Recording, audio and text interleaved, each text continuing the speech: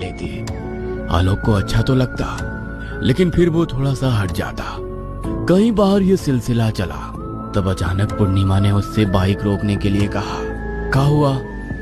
काहे बाइक रोकने बोली हो? यही बताने के लिए कि तुम बहुत बड़े बैल हो। अरे अब क्या हो गया? काहे गुस्सा रही हो? तुम सच में बैल हो। हम बार बार तुमसे चिपक रहे हैं और तुम हो कि हट जा रहे हो। कोनो काटा वाटा लगा है का हम में? अब एगो बात कहें, अच्छा तो हमको भी लग रहा था, लेकिन हमको लगा कि तुम क्या सोचोगी। हम कुछ नहीं सोचेंगे। 3 दिन आलोक उसी लड़की के ख्वाब में खोया रहा। वो किसी भी तरह उससे मिलना चाहता था। चौथे दिन जब वो अपने कॉलेज की पहली क्लास में पहुंचा तो उसने देखा वही लड़की, वही शांत चेहरा, वही आंखें। वो क्लासरूम की दूसरी कतार में बैठी थी। आलोक की सांस जैसे थम सी गई। वो लड़की जिसे उसने बस के दरवाजे पर देखा था, अब उसकी जिंदगी के दरवाजे पर खड़ी थी। उसका नाम था पूर्णिमा।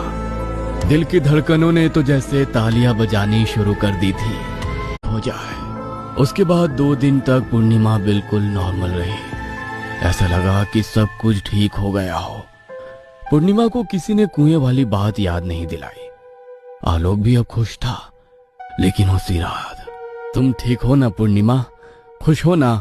ये कैसा सवाल है आलोक? तुम हमरे पास बैठे हो, तुम्हारा हाथ हमरे हाथ में है, तो हम ठीक नहीं रहेंगे? ऐसा फालतू सवाल हमसे मत पूछा करो। बाप रे, इतना गुस्सा। अच्छा पूर्णिमा, तुमको याद है अपना पहला मुलाकात? नहीं, हमको कुछ याद नहीं है।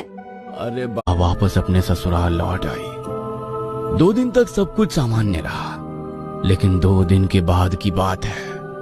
दोपहर में सभी लोग खाना खाने बैठे थे। आलोक की माँ ने आलोक को कहा कि वो बहू को नीचे बुला ले आए।